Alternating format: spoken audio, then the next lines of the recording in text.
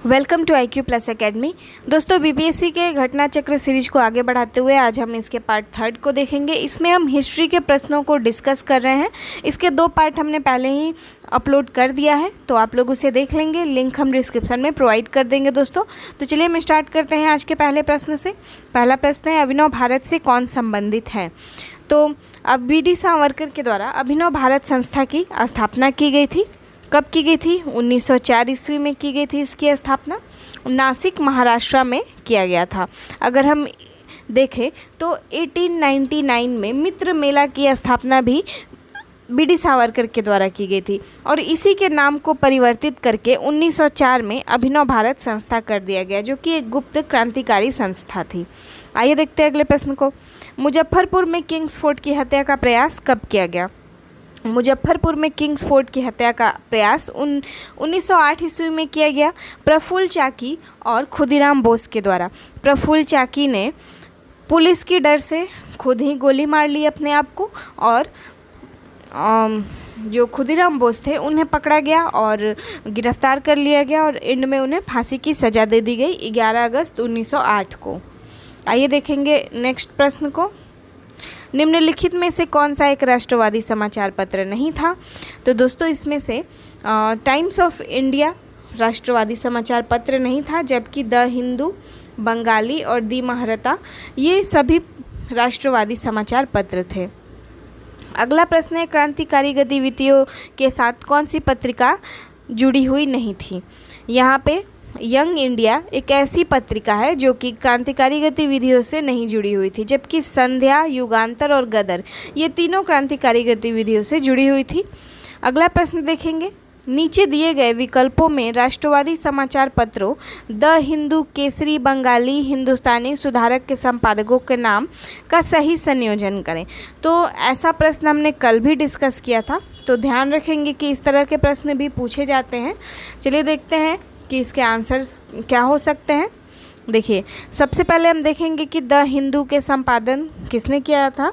तो सुब्रमण्यम अय्यर, इन्हीं के द्वारा द हिंदू का संपादन किया गया था। लेकिन इन दोनों ऑप्शंस में पहले नहीं दिख रहा है उनका नाम, तो पहले ही ये एलिमिनेट कर देंगे। आगे बढ़ेंगे। अब इसमें जी सुब्रमण्यम दोनों ऑप्शंस में दिया गया है, लेकिन दूसरा क्या था यहाँ पे? दूसरा देखेंगे तो बंगाली है, केसरी है दूसरा। तो केसरी के संपादक कौन थे? हम सभी को पता है, बाल गंगाधर तिलक थे। साथ ही बंगाली के सुरेंद्रनाथ बनर्जी थे। और इसके आगे देखेंगे तो हिंदुस्तानी के गंगा प्रसाद वर्मा के द्वारा किया गया था और सुधारक गोपाल कृष्ण गोखले के द्वारा किया गया था। तो आइए देखते हैं ऑप्शंस में मिल रहे हैं कौन से आंसर। तो यहाँ पे बाल गंगाधर तिलक केसरी के थे, सुरेंद्रनाथ बनर्जी थे, अभी हमने देखा कि बंगाली के थे संपादक, और गंगा प्रसाद वर्मा इनके द्वारा किया गया था हिंदुस्तानी का संपादन, और गोपाल कृष्ण गोखले ने सुधारक का संपादन किया था। तो इस तरह से ऑप्शन नंबर डी इसका राइट आंसर हो जाएगा। आइए आगे देखते हैं अगले प्रश्न को। स्वराज मेरा जन्म सिद्ध अधिकार है और मैं इसे पाकर रहूँगा, ये किसने कहा था? तो मोस्ट फेमस डायलॉग है ये बाल गंगाधर तिलक का। इन्होंने 1916 ईस्वी के अधिवेशन में कहा था, लखनऊ अधिवेशन में। लखनऊ अधिवेशन अपने आप में ही एक बहुत ही महत्वपूर्ण अधिवेशन रहा था कांग्रेस का। इसी में राजकुमार शुक्ल ने गांधी जी को इनवाइट भी किया था बिहार आने के लिए चंपारण आंदोलन को। तो दोस्तों, यह याद रखिएगा कि 1916 के अधिवेशन में बाल गंगाधर तिलक के द्वारा इसको कहा गया था। और अगर हम बात करें इसकी अध्यक्षता किसके द्वारा की गई थी, तो अंबिका चरण मजूमदार के द्वारा 1916 के अधिवेशन की अध्यक्षता की गई थी। देखेंगे नेक्स्ट प्रश्न को। फिर से वही प्रश्न है, बाल गंगाधर तिलक के द्वारा इसको कहा गया था। चलिए नेक्स्ट प्रश्न को देखते हैं। भारतीय क्रांति की जननी किसे कहा जाता है? यहाँ पे मैडम जी भीखा कामा, इनको भारतीय क्रांति का जननी कहा जाता है।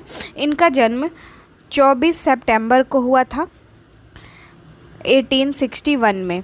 इनके माता पिता पारसी थे और इनका विवाह रुस्तम KR कामा के साथ हुआ। बाद में यह भारत के स्वतंत्रता की जो क्रांति थी उससे जुड़ गई और इन्होंने 1907 में जर्मनी के स्टुटगार्ट में झंडा फहराया और इस तरह से इन्हें भारतीय क्रांति की जननी कहा जाता है। अगला प्रश्न है, मैडम कामा ने 1907 में प्रथम तिरंगा ध्वज कहाँ फहराया? तो अभी अभी हमने देखा कि जर्मनी के स्टुटगार्ट में इनके द्वारा झंडा फहराया गया था। तो इस तरह से option number D right answer हो जाएगा। देखते हैं अगले प्रश्न को। अगला प्रश्न है, लंदन में इंडिया हाउस के संस्थापक कौन थे? लंदन में इंडिया हाउस की स्थापना श्यामजी कृष्ण वर्मा के द्वारा की गई थी 1905 ईस्वी में। इनके द्वारा सोशियोलॉजिस्ट का भी प्रकाशन प्रारंभ किया गया था और लंदन में सरकारी तंत्र के विशेष सक्रिय होने के कारण श्याम जी वहाँ से लास्ट में पेरिस और जेनेवा चले गए। देखते हैं अगले प्रश्न को। बंग भंग के बाद कौन सा आंदोलन शुरू हुआ था? तो दोस्तों, जब बंगाल विभाजन का घोषणा किया गया उसके बाद स्वदेशी आंदोलन शुरू हुआ। इसे वंदे मातरम आंदोलन के नाम से भी जाना जाता है। 1905 में बंगाल का विभाजन शुरू हुआ था और एग्जैक्ट डेट भी पूछ लिया जाता है। तो ब्रिटिश सरकार ने 20 जुलाई को यह निर्णय लिया कि बंगाल विभाजन किया जाएगा 1905 ईस्वी में, और उस समय करजन वायसरॉय थे। और इसके अलावा हम देखें तो 16 अक्टूबर 1905 को विभाजन पूरी तरह से प्रभावी हो गया था। तो ये डेट आप लोग ज़रूर याद रखेंगे क्योंकि पूछ लिया जाता है एग्ज़ाम में। चलिए नेक्स्ट प्रश्न को देखेंगे। लॉर्ड कर्जन द्वारा 1905 में किया गया बंगाल विभाजन किस वर्ष में रद्द हुआ? तो 1911 ईस्वी में दिल्ली दरबार का आयोजन किया गया और इसमें ब्रिटिश सम्राट जॉर्ज पंचम और महारानी मेरी के आगमन पर यहाँ पे दिल्ली दरबार का आयोजन किया गया और इस तरह से बंगाल विभाजन को रद्द किया गया 1911 ईस्वी में। इस समय लॉर्ड हार्डिंग वायसराय हुआ करते थे और इसके अलावा देखें तो इसी समय में कलकत्ता से दिल्ली भारत की राजधानी ट्रांसफ़र की गई थी। चलिए देखते हैं अगले प्रश्न को।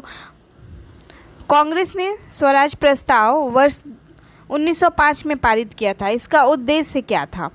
तो इसका मेनली उद्देश्य था स्वशासन को सुनिश्चित करना। अगर हम बात करें 1905 के अधिवेशन की अध्यक्षता किसने की थी, तो 1905 में गोपाल कृष्ण गोखले के द्वारा इसकी अध्यक्षता की गई थी। बनारस का अधिवेशन था यह। देखते हैं अगले प्रश्न को। 20वीं सदी के प्रारंभिक वर्षों में कांग्रेस के विभाजन की प्रक्रिया शुरू हुई थी। तो दोस्तों, किस कारणों से कांग्रेस का विभाजन हुआ, इस प्रश्न में यह पूछा जा रहा है। तो यहाँ ऑप्शन है कांग्रेस आंदोलन की रणनीतियों पर, कांग्रेस आंदोलन के उद्देश्य पर, कांग्रेस आंदोलन में लोगों की भागीदारी पर। तो दोस्तों, ये जितने भी ऑप्शंस हैं ना, ये सारे ऑप्शन सही हैं। तो इस तरह से ऑप्शन नंबर डी इसका राइट आंसर हो जाएगा। आइए देखेंगे नेक्स्ट प्रश्न को।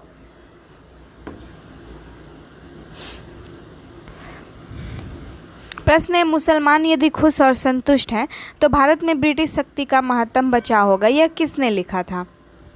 W हंटर के द्वारा यह लिखा गया था। इनके द्वारा लिखा गया कि मुसलमान यदि खुश और संतुष्ट है तो भारत में ब्रिटिश शक्ति का महत्तम बचाव होता रहेगा।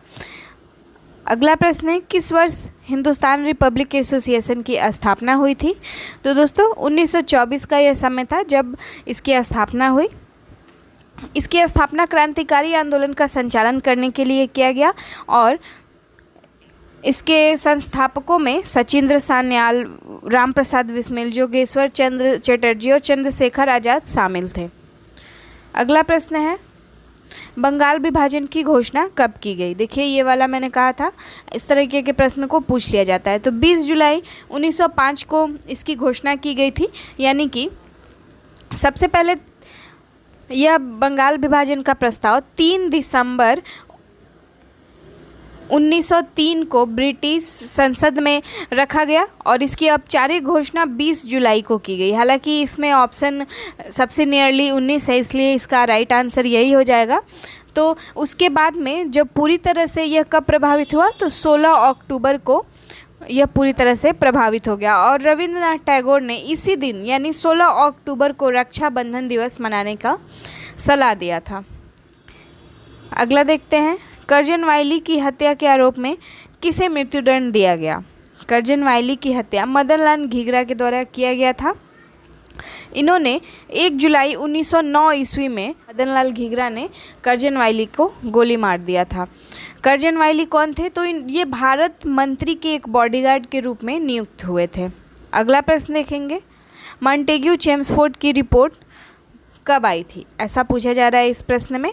तो 1919 ईस्वी में भारत सरकार अधिनियम जब आया तो ये मॉन्टेग्यू चेम्सफोर्ड इसी आधार पर बना था।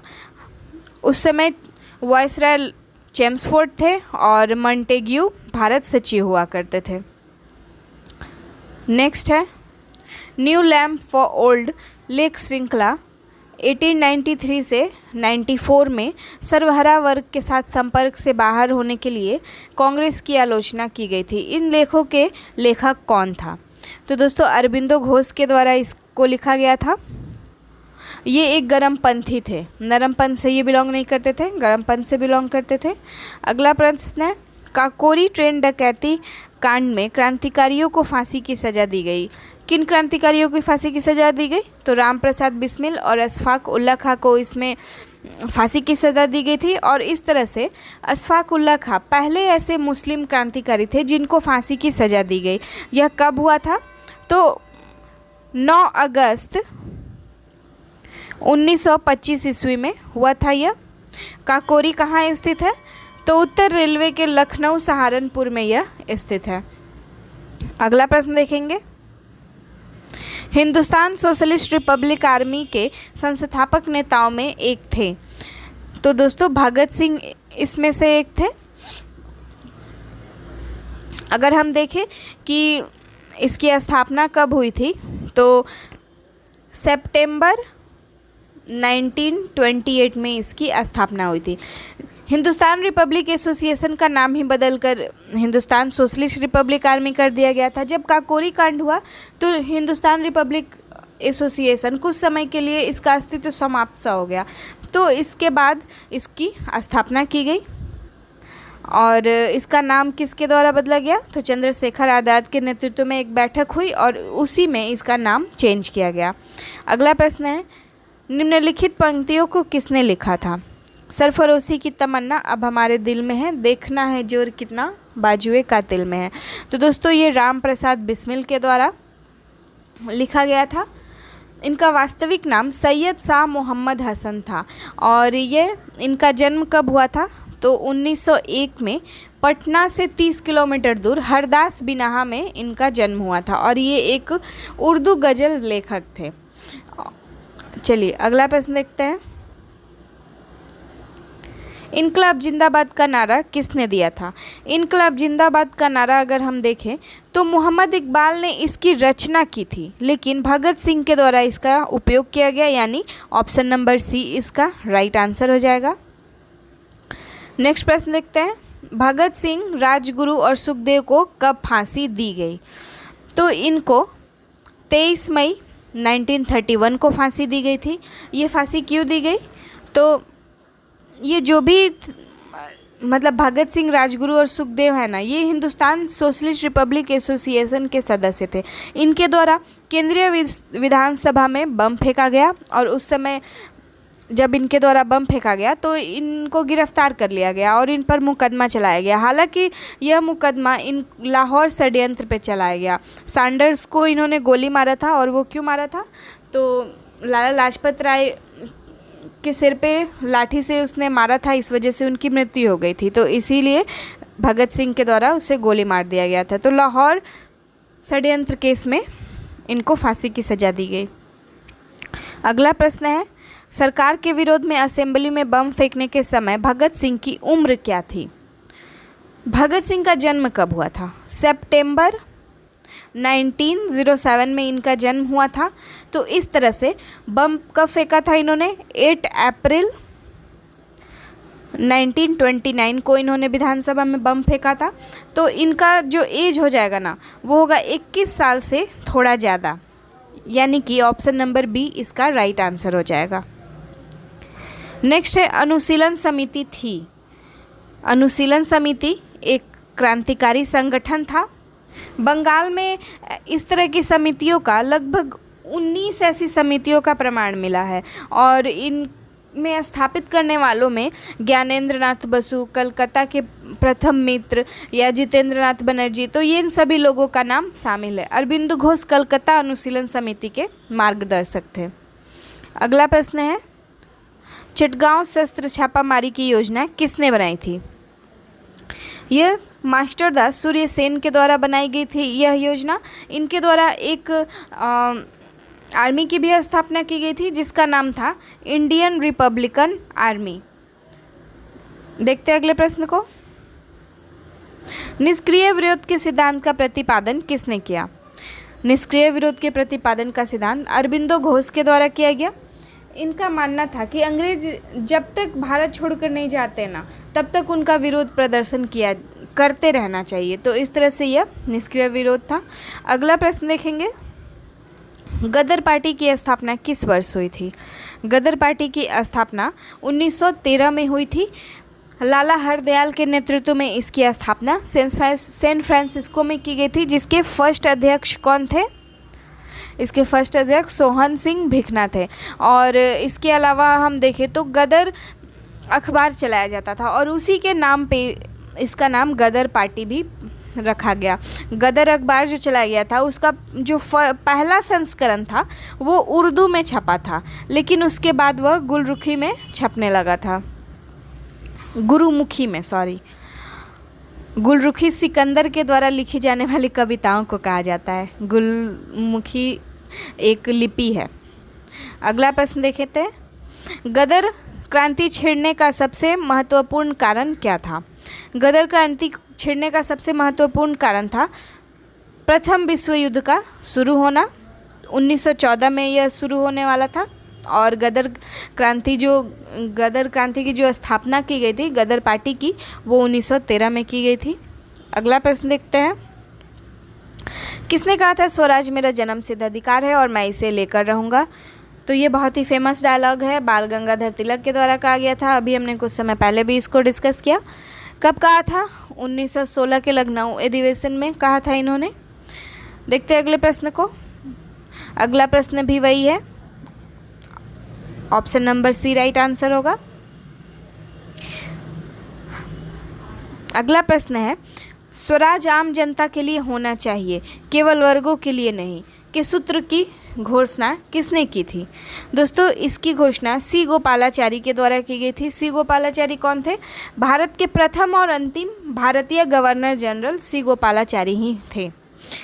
नेक्स्ट प्रश्न है, इंडिया फॉर इंडियंस किताब को किसने लिखा था? इंडिया फॉर इंडियंस किताब को सी.आर. दास ने लिखा था। तो इस तरह से ऑप्शन नंबर ए इसका राइट आंसर होगा। नेक्स्ट है, निम्नलिखित में से किस नेता ने 1906 में कलकत्ता कांग्रेस अधिवेशन की अध्यक्षता की थी? दोस्तों, इसकी अध्यक्षता दादा भाई नौरोजी के द्वारा की गई थी। दादा भाई नौरोजी ने कुल 3 कांग्रेस के अधिवेशन की अध्यक्षता की। सबसे पहले 1886 में, यानी दूसरे अधिवेशन की अध्यक्षता, वो भी कलकत्ता में ही हुआ था।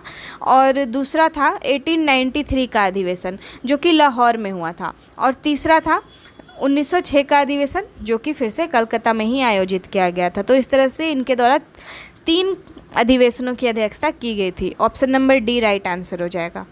अगला प्रश्न देखते हैं, निम्नलिखित में से किसने ऑल इंडिया मुस्लिम लीग की स्थापना की थी? ऑल इंडिया मुस्लिम लीग की स्थापना नवाब सलीमुल्लाह खान के द्वारा किया गया था। हालांकि इसमें अगर वरीयता को देखा जाए कि अगर लाइन से नाम देखा जाए तो सबसे पहले सलीमुल्लाह खां का नाम आता है, उसके बाद आगा खां का नाम आता है और तीसरा मोहसिन इकबाल का नाम आता है। तो इस तरह से ऑप्शन नंबर डी इसका राइट आंसर हो जाएगा। अगला प्रश्न है, 1906 में मिंटो से शिमला में मिले मुसलमानों के शिष्टमंडल ने क्या प्रार्थना की?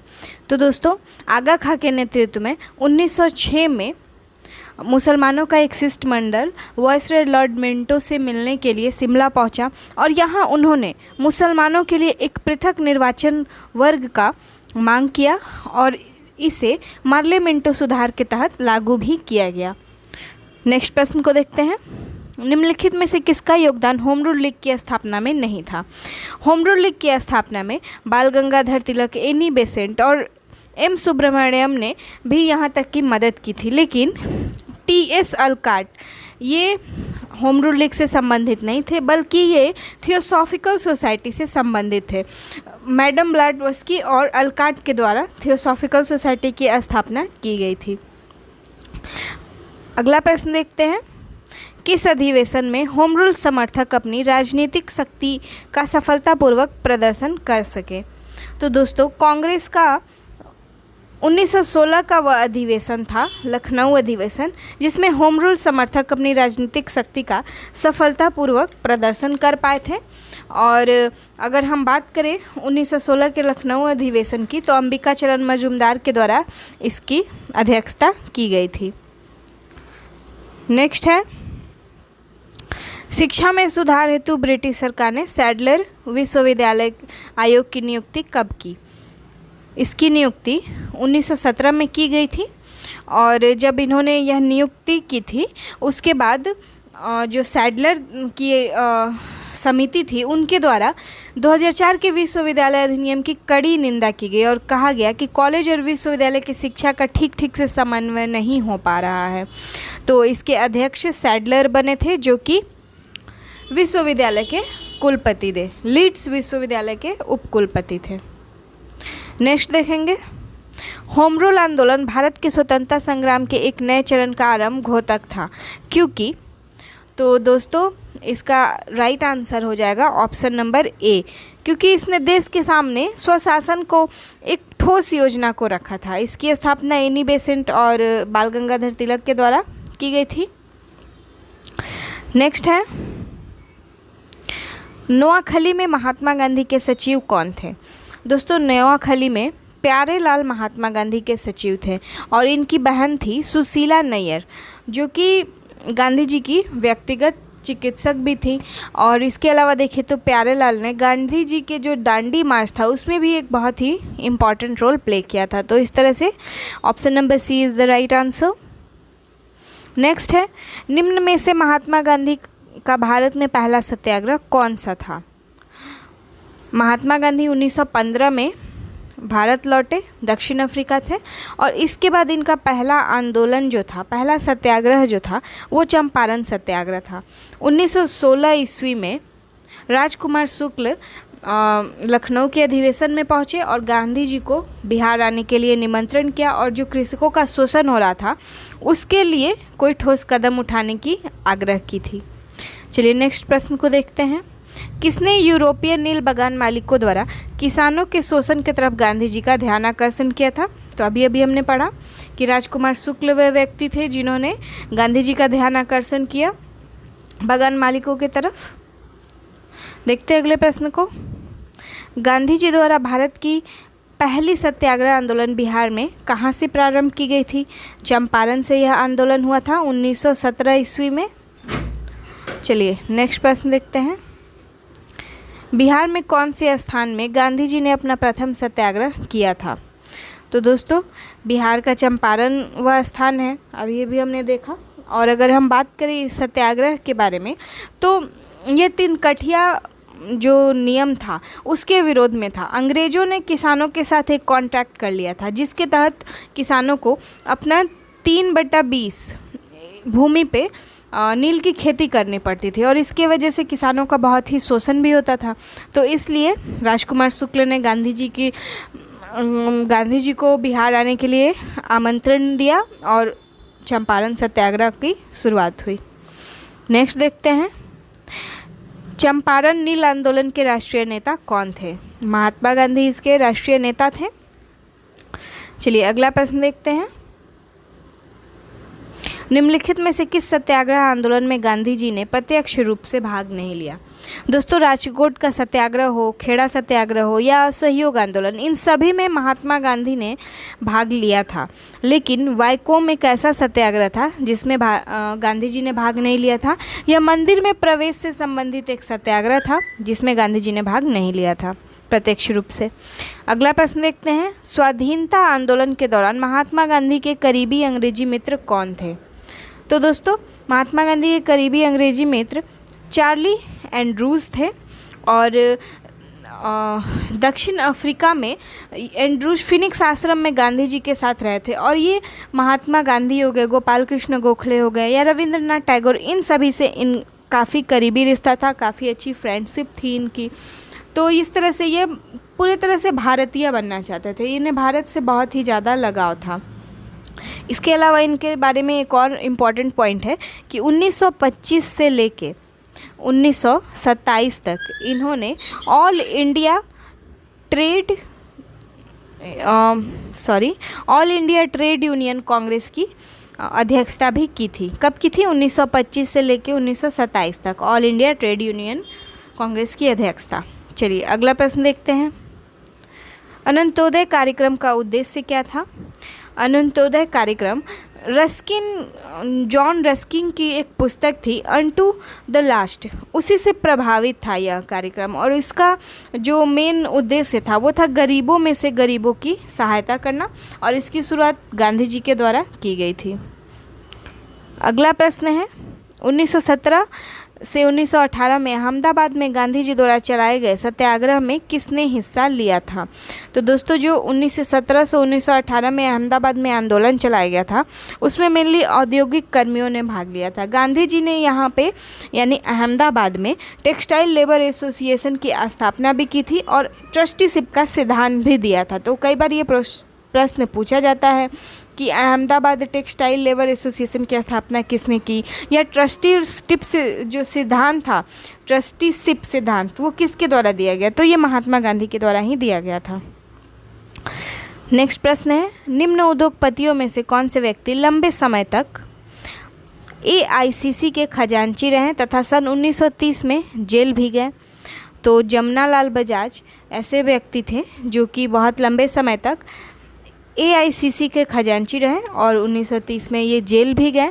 अगर इसके अलावा हम देखें तो इन्होंने अपनी राय बहादुर की पदवी का भी त्याग किया और 1921 के असहयोग आंदोलन में भाग लिया। अगला प्रश्न है महात्मा गांधी ने सर्वप्रथम किस किसान आंदोलन में भाग लिया था? चंपारण सत्याग्रह व किसान आंदोलन था जिसमें महात्मा गांधी ने सर्वप्रथम भाग लिया था। 1917 में यह हुआ था। अगला है चंपारण आंदोलन से कौन संबंधित नहीं थे? तो दोस्तों डॉक्टर राजेंद्र प्रसाद, अनुग्रह नारायण सिन्हा हो गए या JB कृपलानी, ये सभी चंपारण आंदोलन से संबंधित थे, लेकिन जयप्रकाश नारायण इससे संबंधित नहीं थे, जबकि वे कांग्रेस समाजवादी से पार्टी से संबंध रखते थे। अगला प्रश्न है अखिल भारतीय किसान सभा के प्रथम सत्र की अध्यक्षता किसके द्वारा की गई थी? अखिल भारतीय किसान सभा का जो पहला अधिवेशन था वो लखनऊ में 1936 में हुआ था और इसकी अध्यक्षता स्वामी सहजानंद सरस्वती के द्वारा किया गया। अगर हम बात करें इसके महासचिव की तो NG रंगा कौन थे? तो ये आंध्र प्रदेश में जो भी किसान आंदोलन चल रहा था उसके मेन रोल इन्हीं का था। तो NG रंगा महासचिव हुए थे इसके। और इसके अलावा जब फैजपुर में कांग्रेस का सत्र चल रहा था तो उसके बाद यहाँ पे अखिल भारतीय किसान कांग्रेस का दूसरा अधिवेशन भी हुआ और इसकी अध्यक्षता NG रंगा के द्वारा की गई थी। नेक्स्ट प्रश्न को देखते हैं। बम्बई में अखिल भारतीय व्यापार संघ कांग्रेस की स्थापना कब हुई? दोस्तों इसकी स्थापना 1920 में की गई थी और इसकी स्थापना में मेन रोल प्ले किया था MN जोशी हो गए, जोसेफ बैपिस्टा हो गए, लाला लाजपत राय। तो इन्हीं के प्रयासों से अखिल भारतीय व्यापार संघ कांग्रेस की स्थापना हुई और इसके प्रथम अध्यक्ष लाला लाजपत राय को बनाया गया और इसके प्रथम महासचिव दीवान चमन लाल को बनाया गया। इसकी स्थापना कब हुई थी? 1920 में। तो option number A is the right answer. Next है अखिल भारतीय ट्रेड यूनियन कांग्रेस के प्रथम अध्यक्ष कौन रहे? हमने अभी अभी पढ़ा लाला लाजपत राय इसके प्रथम अध्यक्ष रहे थे दोस्तों। नेक्स्ट प्रश्न को देखते हैं। कम्युनिस्ट इंटरनेशनल का सदस्य बनने वाला पहला भारतीय कौन था? कम्युनिस्ट इंटरनेशनल का सदस्य बनने वाले पहले भारतीय थे MN रॉय। 1919 में व्लादिमीर लेनिन और रूसी पार्टी के बेल्शेविक के द्वारा कम्युनिस्ट इंटरनेशनल की स्थापना की गई। कब की गई? 1919 में। और एम.एन. रॉय जो थे उन्होंने लेनिन के निमंत्रण पे मॉस्को गए और कम्युनिस्ट इंटरनेशनल के सदस्य बने, और इस तरह से कम्युनिस्ट इंटरनेशनल के सदस्य बनने वाले पहले भारतीय एम.एन. रॉय बने। देखते हैं अगले प्रश्न को। भारतीय उच्चायुक्त के पद का सृजन किस अधिनियम के तहत किया गया? तो दोस्तों इस पद का जो गठन किया गया वो 1919 के अधिनियम के तहत किया गया। चलिए अगला प्रश्न देखेंगे। रॉलेट एक्ट का भारतीय राष्ट्रीय कांग्रेस ने विरोध किया क्योंकि इसका लक्ष्य क्या था? तो दोस्तों इसका लक्ष्य बताना है, यानी रॉलेट एक्ट का लक्ष्य बताना है। दोस्तों ऑप्शन नंबर ए इसका राइट आंसर होगा, क्योंकि व्यक्तिक स्वतंत्रता को ये पूरी तरह से सीमित करता था। इसे काला कानून के नाम से भी जाना जाता था। इसके माध्यम से अंग्रेजी सरकार के अनुसार जब भी अंग्रेजी सरकार चाहेगा किसी भी व्यक्ति पर कहीं पर भी मुकदमा चला सकती है और उन्हें जेल में बंद रख सकती है। तो इस तरह से इसे काला कानून के नाम से भी जाना जाता है। कब आया था यह कानून? 1919 में। देखते हैं अगले प्रश्न को। जलियांवाला बाग नरसंहार किस गांधीवादी सत्याग्रह के संबंध में हुआ था? तो दोस्तों जलियांवाला बाग रॉलेट एक्ट सत्याग्रह के विरोध में हुआ था। सबसे पहले क्या हुआ, यहाँ पे डॉक्टर किचलू और सत्यपाल को बंदी बना लिया गया रॉलेट एक्ट के तहत। तो इसी वजह से बहुत सारे लोग वहाँ पे बैठकर शांतिपूर्ण बैठक कर रहे थे, और वहाँ पे जो जनरल डायर आए और उन्होंने निहत्थे जो शांतिपूर्ण वार्ता चल रही थी उन लोगों पे गोलियां बरसाई। तो इस तरह से जलियांवाला बाग हत्याकांड हुआ। कब हुआ था? 13 अप्रैल 1919 को यह हुआ था। याद रखेंगे, पूछ लिया जाता है ये डेट भी। अगला प्रश्न है, रॉलेट एक्ट भारत में लागू किया गया? तो यह 1919 ईस्वी में लागू हुआ था दोस्तों। चलिए अगला प्रश्न देखेंगे। जलियांवाला बाग के प्रदर्शन के लिए लोग क्यों जमा हुए थे? तो हमने अभी भी पढ़ा कि किचलू और सतपाल के बंदी बनाने के विरोध में जलियांवाला बाग में लोग जमा हुए थे। चलिए अगला प्रश्न देखेंगे। रविंद्रनाथ टैगोर ने अपनी नाइटहुड की उपाधि कब त्यागी? जलियांवाला बाग जब हत्याकांड हुआ उसमें काफ़ी लोगों की हत्या कर दी गई, तो इसी के विरोध में टैगोर ने अपनी नाइटहुड की उपाधि त्यागी। तो इस तरह से option number C is the right answer. Next है, लंदन में 13 मार्च 1940 को सर माइकल ओ डायर को गोली किसने मारी? दोस्तों ये जो माइकल ओ डायर है ना, इन्होंने ही जलियांवाला बाग में जब लोग शांतिपूर्ण बैठक कर रहे थे, प्रदर्शन कर रहे थे, तो इन्होंने ही गोलियां बरसाई, जिसके वजह से इसी गुस्से में ऑप्शन नंबर डी यानी उधम सिंह के द्वारा इनकी हत्या कर दी गई। इनकी हत्या लंदन में 13 मार्च 1940 को की गई। नेक्स्ट देखेंगे, वर्ष 1919 में भारतीय इतिहास से संबंधित है। 1919 जलियांवाला बाग त्रासदी से संबंधित है। नेक्स्ट प्रश्न देखेंगे, अमृतसर के जलियांवाला बाग में भीड़ का दमन कब हुआ था? देखिए मैंने कहा था डेट पूछ लिया जाता है, तो याद रखेंगे आप। 13 अप्रैल 1919 को यहाँ पे भीड़ का दमन हुआ था। नेक्स्ट है, जलियांवाला बाग हत्याकांड के लिए जिम्मेदार जनरल डायर को किसने मारा? तो अभी पढ़ा हमने, उधम सिंह के द्वारा इनकी गोली मारकर हत्या कर दी गई थी। तो दोस्तों आज का सेशन कंप्लीट हुआ, फिर मिलते हैं कल अगले सेशन के साथ। अगर आप हमारे वीडियो को देख रहे हैं और आपको पसंद आ रहा है तो प्लीज़ करके इसे लाइक करें ताकि हमें भी मोटिवेशन मिले दोस्तों। अगर आपको इसमें कोई सुधार चाहिए तो वो भी आप बताएं ताकि हम लोग अच्छा से अच्छा कंटेंट आपके पास पहुंचा पाए। तो धन्यवाद दोस्तों, मिलते हैं कल अगले सेशन के साथ।